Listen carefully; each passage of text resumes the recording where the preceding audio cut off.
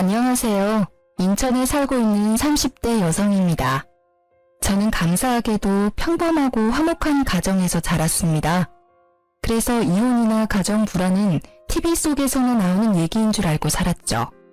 이혼하면 정말 큰일 나는 줄 알았는데 오히려 이혼 후에 더 행복해졌습니다. 저는 중소기업에서 격리 업무를 꽤 오래 했어요. 덕분에 결혼 전에 모아둔 돈이 어느 정도 있었습니다. 남편도 학원 강사 일을 오랫동안 해서 둘이 합치면 신혼집은 문제 없었어요. 그럼에도 친정 부모님께서는 제 명의로 아파트를 해주셨어요. 형편되니까 집은 꼭 친정에서 해주고 싶다고 하셨죠. 부모님께서 어렸을 때 못해줬으니 지금이라도 누리라고 하셨어요. 그렇다고 저는 금수저도 아니고 은수저도 아닙니다. 사실 제가 떡볶이 수저예요. 엄마께서 오랫동안 분식집을 하셨거든요. 떡볶이를 매일 먹어서 행복했지만 남들보다 조금 가난한 집이었죠. 물론 지금은 시대를 잘 탄 건지 가게가 너무 잘 되고 있습니다.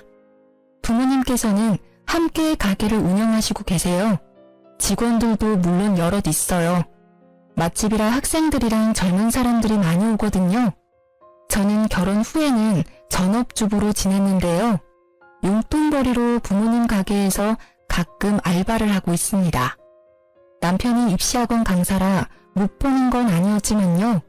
아이가 생기기 전까지는 생활비를 반반하기로 했거든요. 제가 일을 아예 안 하면 모아둔 돈을 생활비로 다 까먹겠더라고요. 그런데 남편은 저를 가사도우미쯤으로 생각하는 듯 했습니다. 그럼 제가 이혼을 결심하게 된 이유들을 들어보시겠어요? 저희 시어머니께서는 마음속에 늘 소녀가 있는 듯 했어요.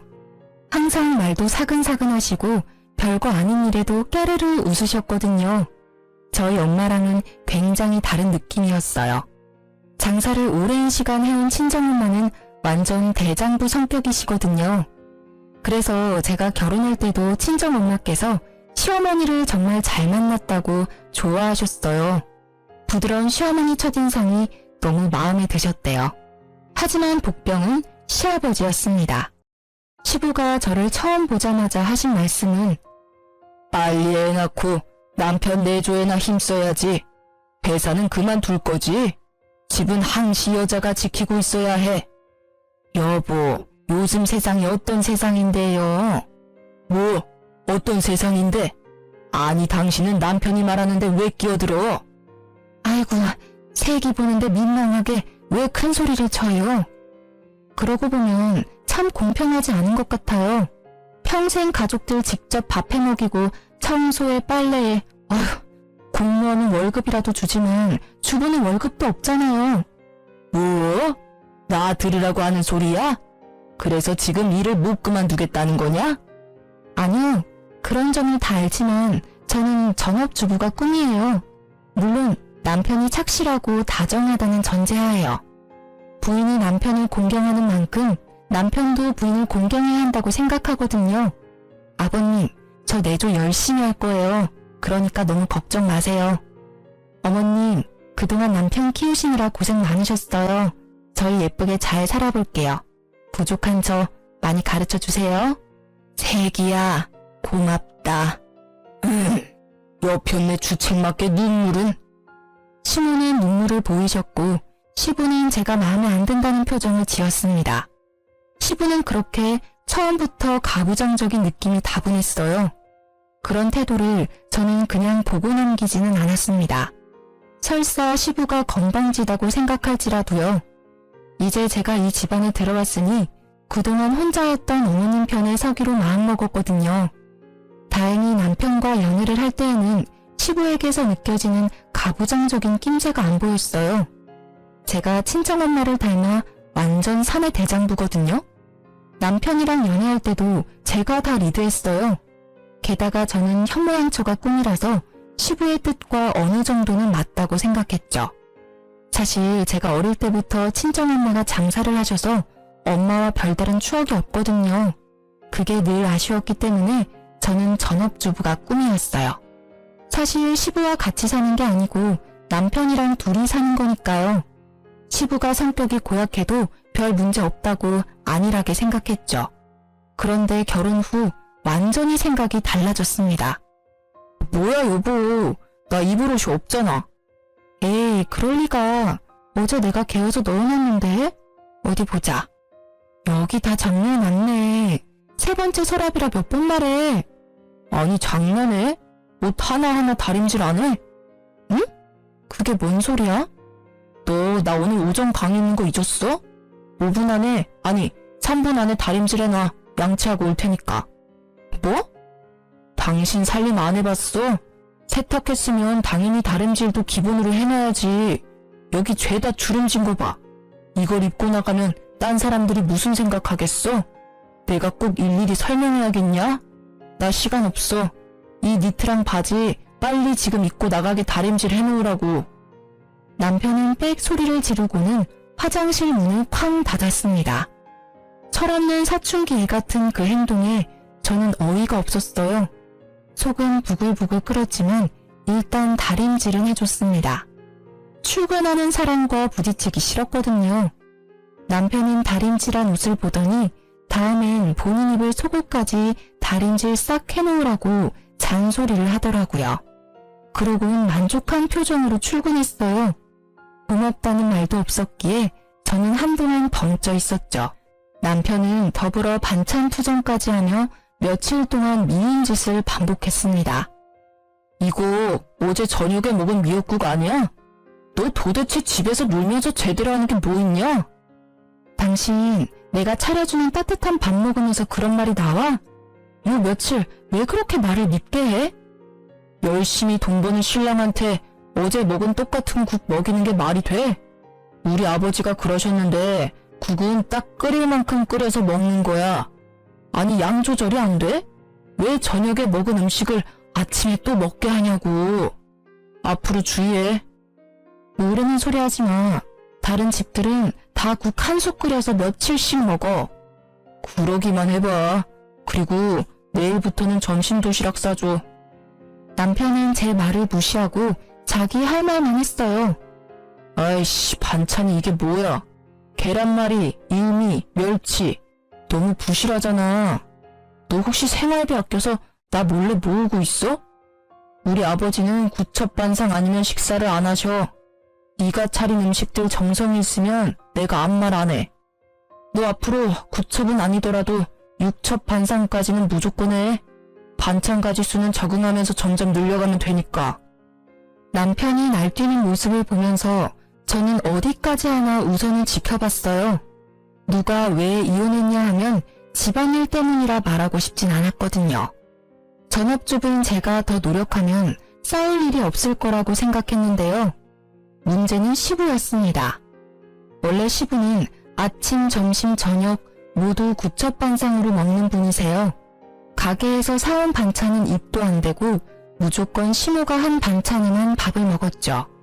제가 한 번은 시댁 가서 식사 준비를 도왔는데 시부는 제 반찬 손도 안 대더라고요. 신혼집 초대했을 때도 입맛에 안 맞다고 거의 안 드셨어요. 광적으로 어머님 손만만 찾으셨죠. 그러면서 시부는 저희에게 평소에는 밥을 어떻게 차려 먹냐고 물었었어요. 신랑은 집에서는 간단히 먹거나 배달을 시켜 먹는다고 답했었죠. 돌이켜보니 아마 그 뒤로 남편이 구첩반상 타령했던 것 같아요. 내가 당신 식사 안 챙겨주는 사람도 아니잖아. 항상 나보다는 당신이 좋아하는 음식 위주로 요리했어. 혹시라도 메뉴 겹치지 않게 나름 정성을 쏟았다고. 근데 고맙다는 말은커녕 어디서 반찬 투정이야? 내가 네 엄마야? 내가 3살짜리 아들 키워? 말이 아가 다르고 어가 다른 건데 어쩜 그렇게 말을 얄밉게 말하니? 365일 어떻게 아버님처럼 구첩반상을 먹어? 그건 어머님이 대단하신 거야. 존경스럽지만 난 구첩이든 육첩이든 절대 못해. 육첩반상? 진짜 육갑 떨고 있다. 야, 너 말 다 했어? 그래. 저는 듣다 쌓인 게 다 폭발했어요. 참지 못하고 소리를 꽥 지르자 남편 눈이 휘둥그레지더군요. 아주 말끝마다 우리 아버지. 그럴 거면 당신 나랑 결혼 왜 했니?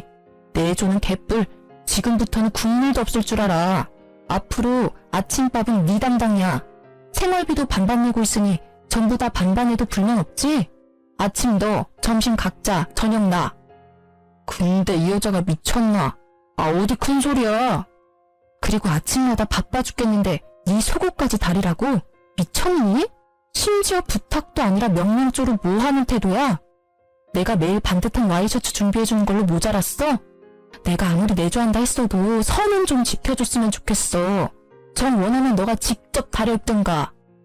야, 결혼할 때 네가 뭐라고 했냐? 일 그만두고 내조한다며. 우리 아버지가 이 정도는 기본이라고 했어. 넌 기본적인 것도 못하면서 무슨 내조를 언급해? 우리 엄마는 항상 군말 없이 매 끼니 준비하셨어. 게다가 평생 아버지 속옷 다림질 하셨고. 그러니까 나랑 결혼했으면 너도 지금부터 습관 잘 들여. 늙어서도 남편 사랑받고 살고 싶으면 말이야. 앞으로 손빨래해서 꼭 다림질까지 잊지 말고 미리미리 해놓으라고. 알아들었어? 남편은 제가 따지자 질세라 더 큰 목소리로 따지더라고요. 사실 처음부터 남편이 좋게 얘기했으면 저도 타협점을 찾으려고 했을 거예요. 하지만 저를 계속 하대하는 남편을 가만히 두고 볼 수 없었습니다. 그래서 저는 남편을 따라 좀 유치해지기로 했어요. 다음날 아침 저는 소리 지르는 남편을 보고 영문을 모른다는 듯 치익 웃었어요. 왜? 너 다림질을 도대체 어떻게 한 거야? 이 런닝구 새로 산 지 얼마 안 됐는데. 아, 중간에 구멍 났잖아. 아, 그래? 당신 옷 많으니까 다른 거 입으면 되잖아. 조심성 하고는. 아니, 근데 이게 다 뭐야? 왜? 또 문제 있어? 당신 그러다 늦겠다. 대충 입어. 옷이란 옷은 죄다 구멍 뚫려 있잖아. 그래? 뭐 어때? 한번 입어봐. 불편하면 내 거라도 입고 가던지. 당신 미쳤어? 갑자기 왜 그래? 설마 지금 나한테 복수하는 거야? 에이, 복수라니. 나 아직 시작도 안 했는데? 근데 당신 아침 준비 안 했네. 빨리 밥부터 차리지 그래? 야, 내가 아침을 왜 차려? 왜? 싫어? 그래, 싫다. 너 보니까 도시락도 준비 안 했지? 도시락 같은 소리 하네. 애초에 내가 해준 음식 별로 좋아하지도 않잖아. 너 사 먹는 거 좋아하니까 사 먹어. 왜? 도시락도 아버님이 그러라고 시켰냐? 그걸 어떻게 알았어? 아니, 아빠가 점심은 도시락 싸서 다니라잖아. 그래야 내가 네 음식에 길들여질 거라는 뭐라나. 아무튼 난 이제 네가 해주는 밥 평생 먹어야 하니까 바깥 음식에 내 입맛 맞추지 말라고 했어. 틀린 말 아니잖아. 우리 아버지는 절대 틀린 말씀 안 하셔. 뭐? 진짜 웃겨. 난 그럼 평생 네 밥 삼시세끼 챙기다가 죽어야 해? 내가 왜? 너 꼴도 보기 싫으니까 이 집에서 나가. 여기 우리 엄마가 해주신 집이야. 당장 나가라고. 뭐? 진짜 치사하게. 응, 나 되게 치사해. 그래서 차마 우리 엄마가 사준 집에서 내가 하녀 취급당하는 거 참을 수가 없다. 게다가 생활비까지 반반 내고 있잖아. 그러니까 나가. 우리 깔끔하게 이혼하자. 아니 여보, 진짜 1억이야? 1억이야. 차라리 혼자 살지. 나가. 알았어. 나 일단 출근할 테니까 마음 풀어. 그러자 기세등등했던 모습은 거짓말처럼 사라졌습니다. 남편은 풀이 죽은 채로 구멍난 내일을 입고 출근하더군요. 저는 곧바로 집 비번도 바꾸고 친정으로 도망갔어요. 퇴근 후 도어락 비밀번호 때문에 집에 못 들어가자 남편은 친정에 찾아왔더라고요. 내가 잘못했어. 집에 가자. 너 얼굴에 미안함이라곤 1도 안 보여. 진짜 내가 잘못했어. 장모님 장인어른 오시기 전에 가자. 남편이 또 친정 부모님은 어려워했거든요. 눈치를 살살 보면서 집에 가자고 보채더군요. 지금 맹세를 하던지 각서를 쓰던지 해. 뭐? 아니, 뭘 또 그렇게까지 하냐. 싫어? 그럼 그냥 깔끔하게 이혼하던지. 내가 너랑 더 살아봐야 무슨 좋은 꼴을 보겠니? 알겠어. 알았다고. 각서 쓸게. 받아 적어. 첫째, 너랑 나, 우리 가정에서는 아버님 말씀이 우선이 아니라 마누라 말, 즉 내 말이 우선이란 걸 잊지 마. 뭐? 뭘 그렇게 봐. 받아 적으라고. 알았어. 둘째, 반찬 투정하지 않는다. 앞으로는 무조건 내가 주는 대로 국말 없이 먹는 거야. 그리고 밥은 내가 차릴 테니까 나머지 집안일은 서로 반반씩 하는 거야. 마지막 셋째, 생활비 반반은 앞으로 없어. 생각해보니까 신혼집 내 집이잖아. 내 집에서 공짜로 먹고 자고 하면서 생활비까지 원해? 만약 생활비 반반을 원한다면 앞으로 네가 월세를 내. 이 세 가지 못 지키겠거나 싫으면 당장 이혼하면 돼. 남편은 월세라는 말에 흠칫하더니 이내 알겠다고 대답했죠. 자기가 별 수 있겠어요? 저는 그날 이후로 남편을 살뜰히 챙겼습니다. 삼시세끼 아주 건강식 위주로만요. 초딩 입맛인 남편은 햄이나 라면 같은 걸 무지 좋아하는데요. 일부러 가공류 인스턴트 음식은 안 줬어요. 나물이랑 잡곡밥 건강식으로만 매 끼니 챙겨줬죠. 음식 강도 엄청 심심하게 했습니다. 조미료, 소금, 간장 다 숨겼더니 남편이 몰래 사오더라고요. 저는 절대 제 음식에 못 부리게 했습니다. 내가 하는 요리에 입맛 맞추라고. 뭘 간을 더하려고 해. 아버님 말씀대로 길들여 줘야지. 남편은 밥 먹을 때마다 괴로워 죽으려고 했어요. 저는 보란듯이 혼자서 냄새 엄청 풍기는 치킨, 족발, 피자 같은 걸 배달시켜 먹었죠. 그제서야 남편은 진심으로 싹싹 빌더라고요. 울먹이면서 비는데 아주 통쾌했습니다. 제발 요리 좀 그만하고 평범한 예전으로 돌아와달라고 빌더라고요. 그래서 그 뒤로는 집이 아주 평화로워졌어요.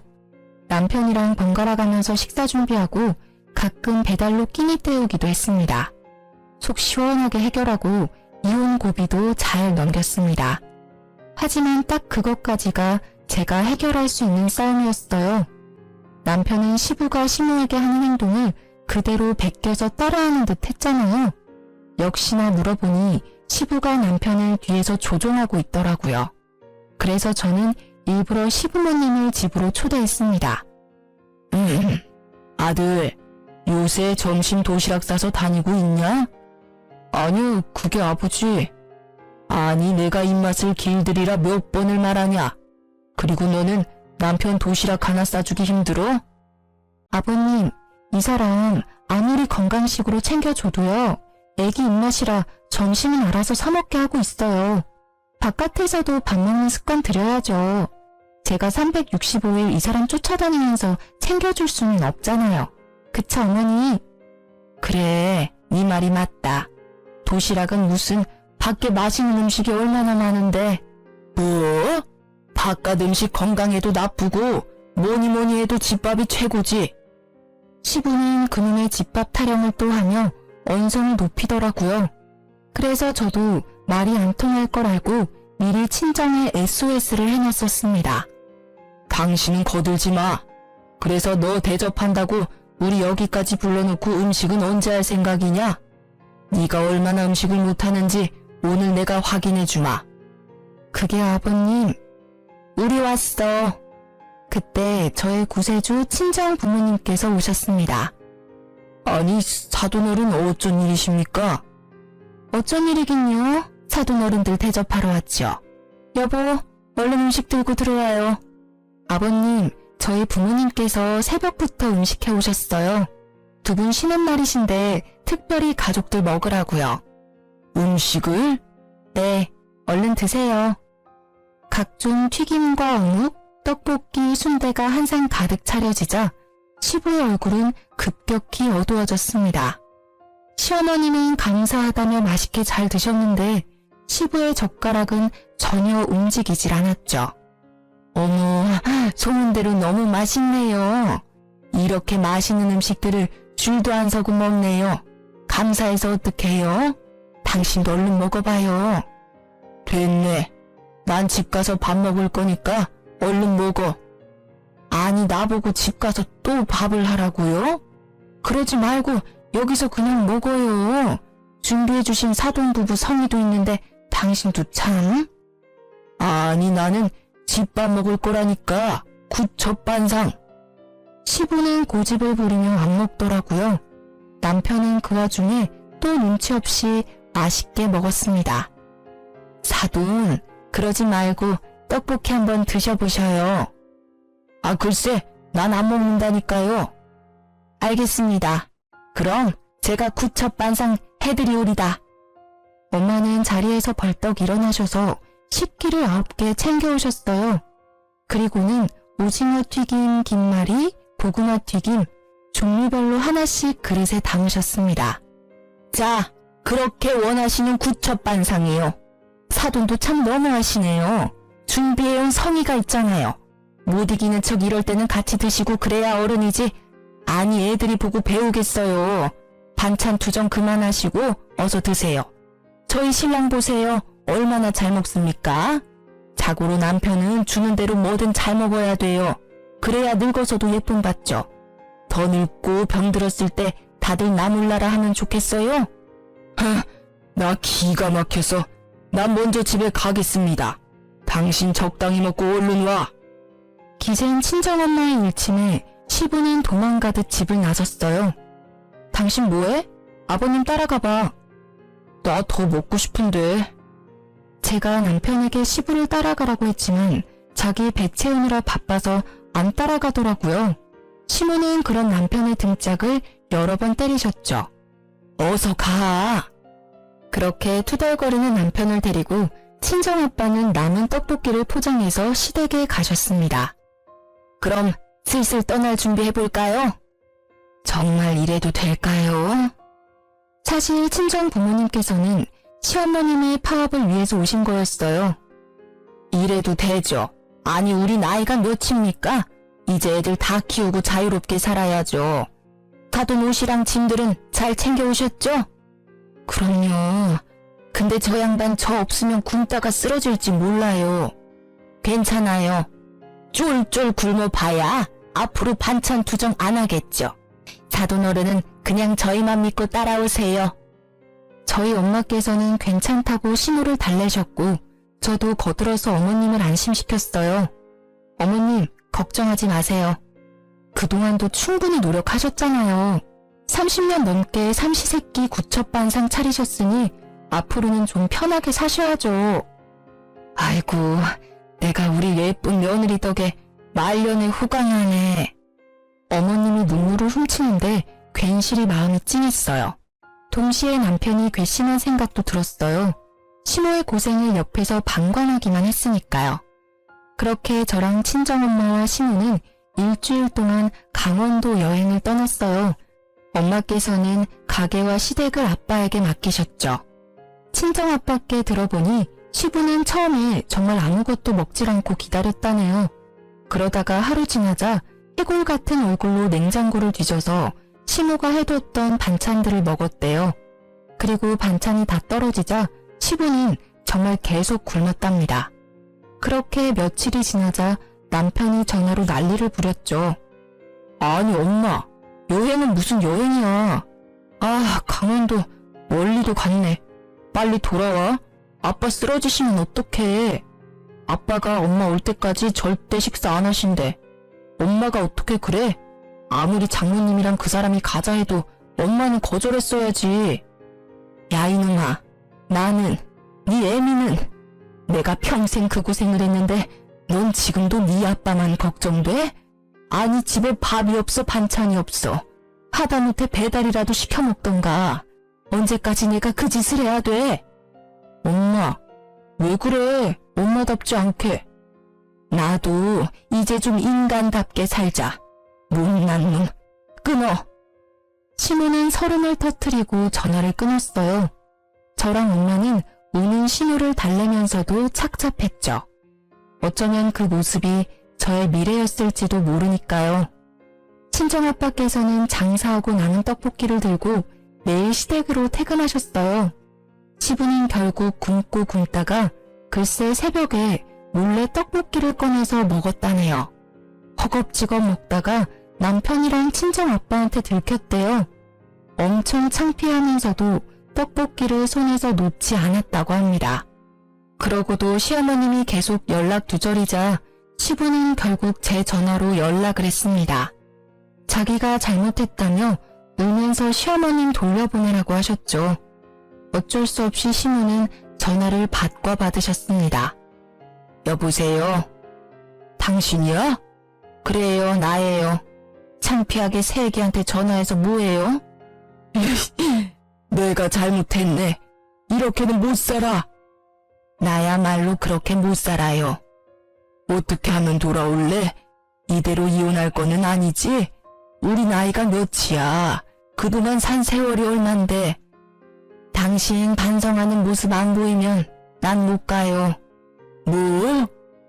나 평생을 당신 위해서 살았잖아요. 이제 좀 그만했으면 좋겠어요. 나도 지쳐요. 오죽하면 며느리랑 사돈어른 따라 도피했겠어요. 내가 진짜 미안하네. 내가 어떻게 하면 집에 돌아올 거요? 약속해요. 당신이 약속 안 하면 난 못 가요. 무슨 약속? 나 이제 예전처럼 당신 못 챙겨요.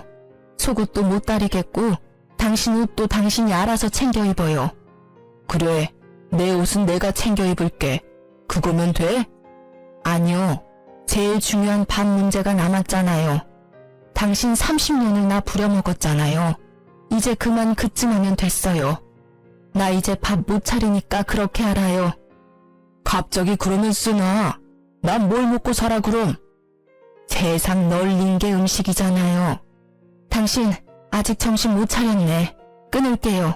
아니 끊지 마. 알겠어. 우리 타협을 하자고. 나도 당신이 갑자기 그러면 힘들어. 마음 약한 시어머님을 대신해서요. 저랑 친정엄마는 시부와의 통화를 엿들으며 코치를 했어요. 아니 시부는 또 죽어도 구첩반상은 포기 못하시더라고요. 그래서 겨우 합의해서 삼시세끼 중 딱 한 끼만 구첩반상 차리기로 했습니다. 나머지는 알아서 남은 반찬 드시기로 하고요. 주말에는 당연히 배달이든 외식이든 알아서 식사 드시라 했죠. 처음에는 그렇게 시작하고 시모는 점점 반찬을 줄이기로 하셨습니다. 그렇게 여자들의 파업은 종료됐습니다. 그런데 그 사건은 애교 수준이었어요. 알고 보니 생각지도 못한 사건이 일어나고 있더라고요. 저희 남편은 아이들을 가르치는 강사다 보니까 유행에 민감해요. 그래서 늘 스마트폰을 손에 쥐고 살았습니다.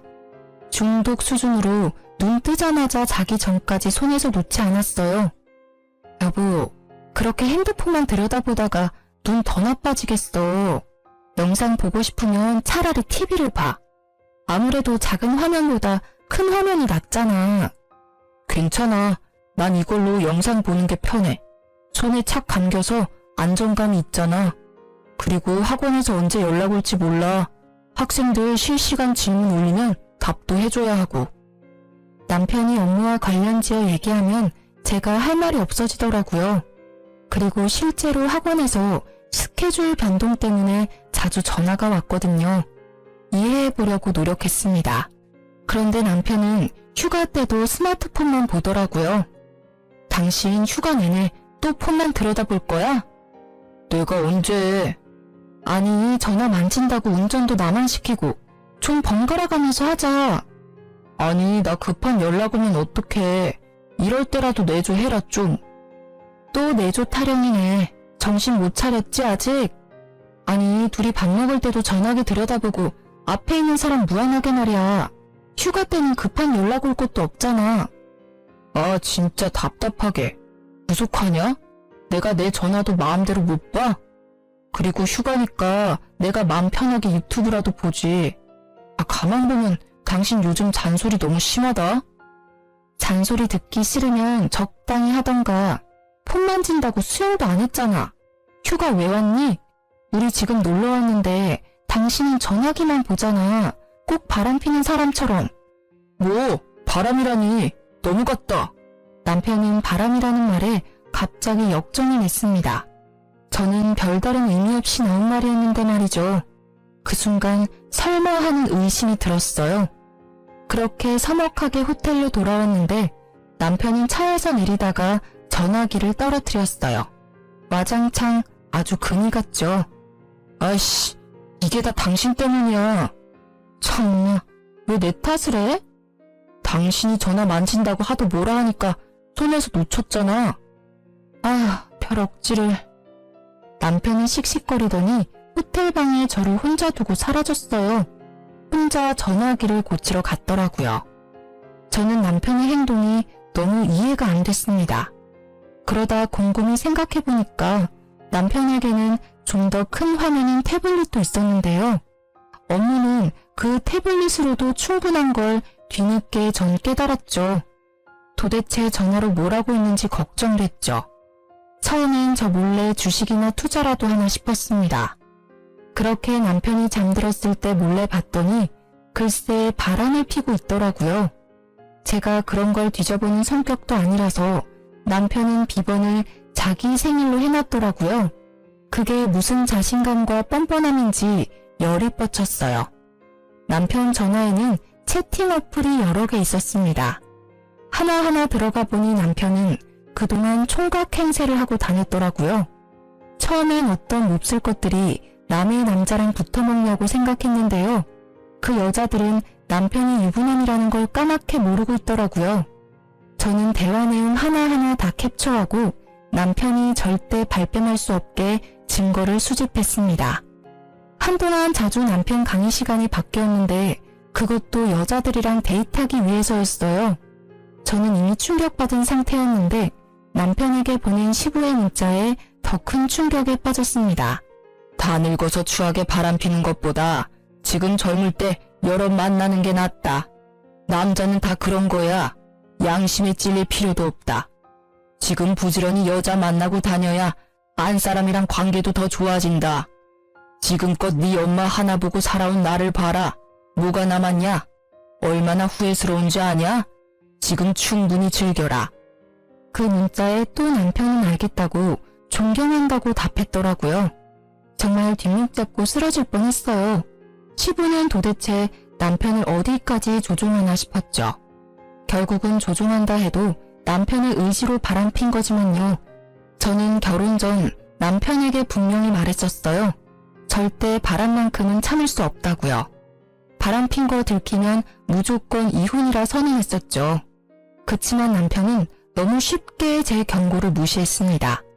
저는 남편이 여자들과 채팅한 것들과 문자 내용을 다 프린트했어요. 그리고 남편 학원 앞에서 전단지처럼 나눠줬습니다. 저희 집 떡볶이 50% 할인 쿠폰 같이 붙여서요. 처음에는 다들 떡볶이집 홍보인 줄 알고 받아갔어요. 학생들도 지나가는 동네 사람들도 잘 받아갔습니다. 그러다 전단지 내용을 보고 사람들이 저를 힐끔힐끔 쳐다보더라고요. 대부분 저와 아는 얼굴들이었거든요. 사람들은 대신 욕을 해주기도 하고 제 등을 토닥거리며 가기도 했죠. 뒤늦게 소식이 들었는지 남편은 짝짝이 슬리퍼를 신고 급히 뛰쳐나왔더라고요. 당신 뭐 하는 거야? 아, 안녕하세요. 이제 곧 저랑 이혼하실 분이시네요? 자, 떡볶이 쿠폰이라도 챙겨요. 남편은 제가 내민 전단지 내용을 보고 돌처럼 굳더라고요. 지금 이걸 나눠주고 있었던 거야? 얼마나 나눠줬는데? 아, 당신 미쳤어? 돌았어? 나 학원 잘려 이러다가. 어쩌라고. 네 같은 인간이 애들 가르칠 자격이 있어? 너 대학생들한테도 용돈 준다고 껄떡거렸더라?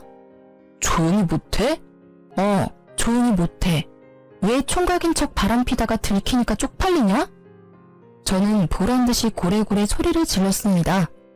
남편은 쪽팔린 듯 얼굴을 가리고 학원으로 다시 사라지더라고요. 통쾌하면서도 마음 한켠이 쓰라리더라고요. 결국 제 얼굴에 침 뱉는 꼴이니까요. 그쯤 하면 소문이 날 대로 났을 거라 생각하고 전 친정으로 돌아갔습니다. 친정 부모님은 당장 남편을 죽이네 마네 하셨는데요. 저는 이상하게 차분해지더라고요. 엄마 아빠 화 가라앉히세요. 내가 복수 다 했어. 아, 현재 진행형이라 복수는 계속 할 거야. 잘 됐지 뭐. 어차피 나랑 이어질 인연이 아니었던 거야. 결혼하고 돌변했을 때 진작 이혼했어야 했나 봐. 너무 질질 끌다가 지금 더러운 꼴 다 본 것 같아요. 나 사실 엄마 아빠처럼 예쁘게 살고 싶었거든요. 근데 난 그건 글렀나 보다. 그냥 평생 엄마 아빠랑 즐겁게 살아야지 뭐. 떡볶이집 딸로 돌아가야지. 내 원래 삶으로 돌아가는 것 뿐이니까 괜찮아. 엄마 아빠는 그런 저를 부둥켜 안고 한참 우셨어요. 그렇게 한바탕 울고 나자 힘이 또 생기더라고요. 남편은 창피함도 창피함이지만요. 학부모 항의로 다음날 바로 학원에서 잘렸어요. 그리고 신혼집에서도 제가 쫓아내서 시댁에 갔다더라고요. 시부한테는 제가 들켰다고 혼나고 시모한테는 바람 폈다고 쫓겨났죠. 게다가 저는 떡볶이 수저라 이 주변 학교 아이들이랑 친하거든요. 남편은 강사도 잘리고 길 가다가 애들한테도 불륜남이라 놀림거리가 되었습니다. 아이들이 떡볶이 먹으러 오면요. 해맑게 제게 이야기를 전해줬어요. 이모, 저희가 대신 복수했어요. 잘 있죠? 저는 이혼 준비하고 있다고 시모에게 알렸습니다. 그리고 시부가 남편에게 바람피라고 종용했던 말들을 빠짐없이 시모에게 다 전달했어요. 미안하다 아가. 내가 미안해. 이런 집안이라 채아가 너무 미안하다. 어머님. 이런 몹쓸 인간들. 아니 짐승 같은 것들. 내가 더 이상 가만히 있지 않아. 좀 한심했지만 내 아들 그 정도까지는 아니었는데 감히 아들내미 가정 다 파탄내고 지 가정은 무사할 줄 알았나 보지? 어림도 없지. 저는 시모가 쓰러질까봐 걱정했는데요.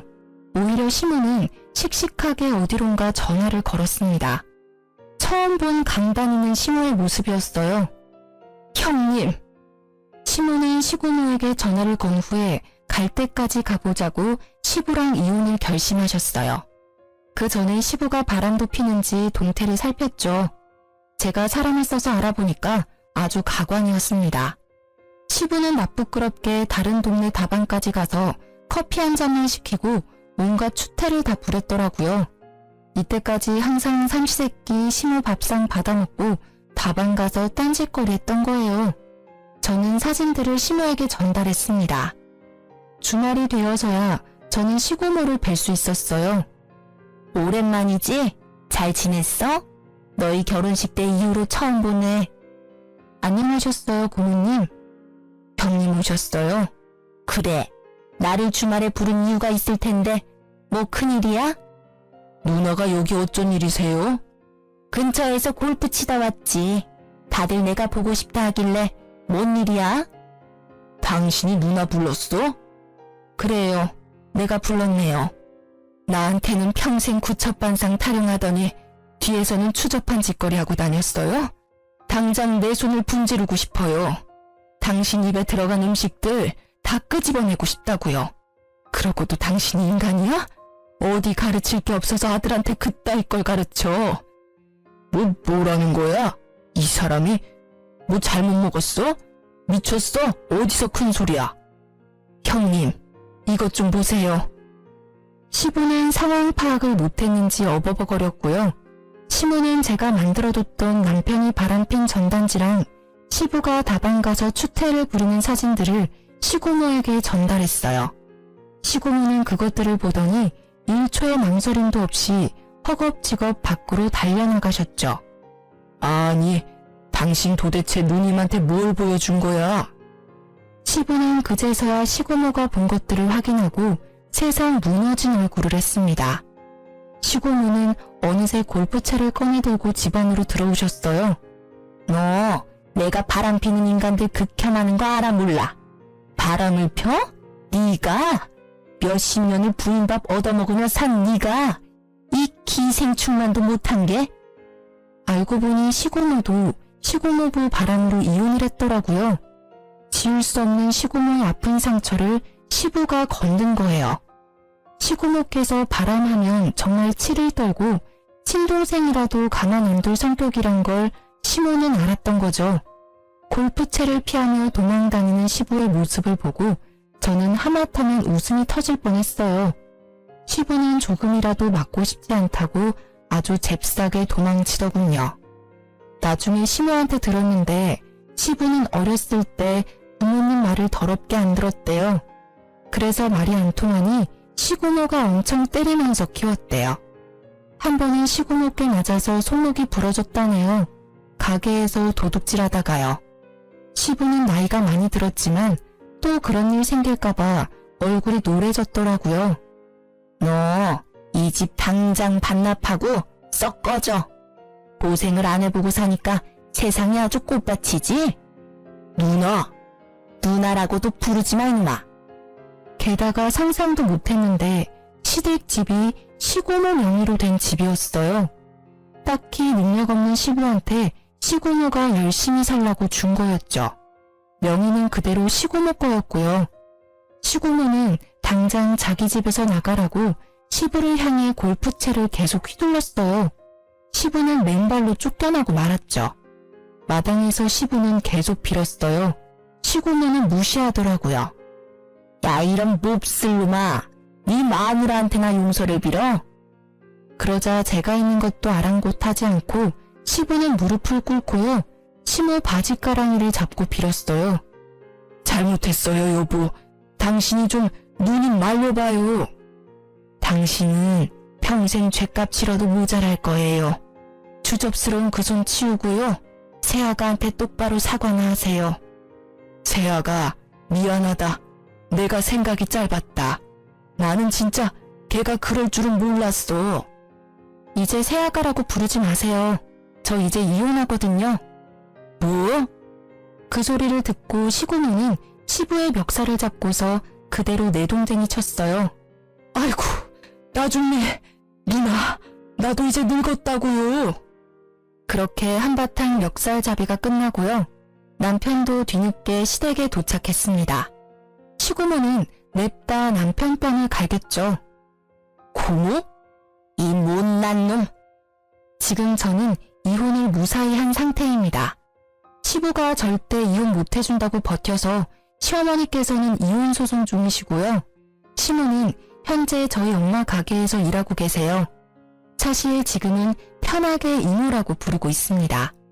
이혼을 했으니 계속 어머님이라고 부르기도 서로 불편했거든요. 먼저 이모라고 부르라고 말씀해 주셨어요. 이모는 난생 처음 본인 손으로 일하시고 월급도 받으니 사람 사는 것 같으시대요. 쉬는 날 저희 친정엄마랑 놀러 다니시고 새 인생 살고 계십니다.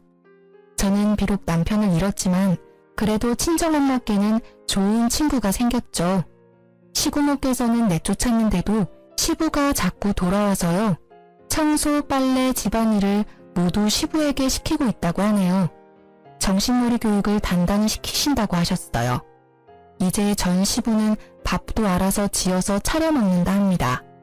전 남편은 시부의 말이면 끔뻑 죽었었는데요.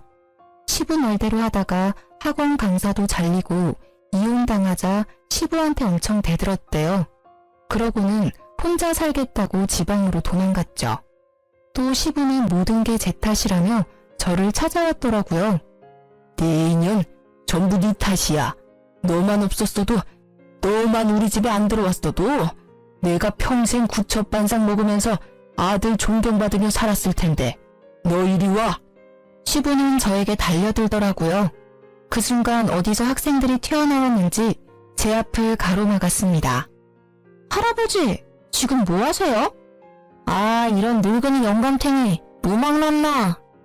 하지만 저는 이 동네 소문난 떡볶이 수저입니다. 제가 서비스를 남다르게 줘서 학생들이 절 좋아하거든요. 또 하필 조금 노는 학생들한테 딱 걸려서 시부는 잔뜩 겁을 먹었더라고요. 사실 저는 늙은 시부 무섭지도 않았고 우스웠는데요. 학생들이 도와주니까 내가 헛살지는 않았구나 생각 들고 뿌듯했어요. 덩치 큰 고등학생들한테 둘러싸이자 시부는 아주 사지를 덜덜 떨면서 도망갔습니다. 그 이후로는 다시는 제 근처에 얼씬도 안 해요. 물론 도와준 아이들은 이후에 음료수 서비스 줬습니다. 그리고 저는 전 남편이 괘씸해서 계속 추적했어요. 변호사한테 미리 물어보고 고소 안 당할 만큼만 남편을 골려댔죠. 남편 이름 석자만 안 적었지 추측 가능하게끔 인터넷에 글을 올렸거든요. 전 남편이 옮긴 지방학원의 학부모들 그리고 학생들은 제 글을 보고요. 귀신같이 남편을 찾았습니다. 그래서 전 남편은 옮기는 학원마다 잘렸어요. 그러다 얼마 전 남편이 저희 가게에 찾아왔습니다. 제발 글 좀 내려달라고 저한테 빌고 또 빌더라고요.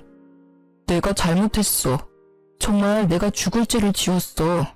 나 밥은 먹고 살아야 할 거 아니야. 응? 제발 나 한 번만 봐줘. 엄마, 이 사람 좀 말려봐요. 나 피 말라 죽겠어요. 신우는 그걸 보고 한심한 얼굴을 하면서도 또 속상해 보였어요. 그렇지만 신우는 냉정하게 아들을 모르는 척했습니다. 죄송하지만 누구신지요? 전 남편은 오열하더라고요. 저는 흙탕물에 드러누워서 우는 남편을 보고 앞으로 똑바로 살으라고 한마디 해줬습니다. 이쯤 하면 됐다 싶어서 인터넷에 쓴 글도 전부 내렸어요.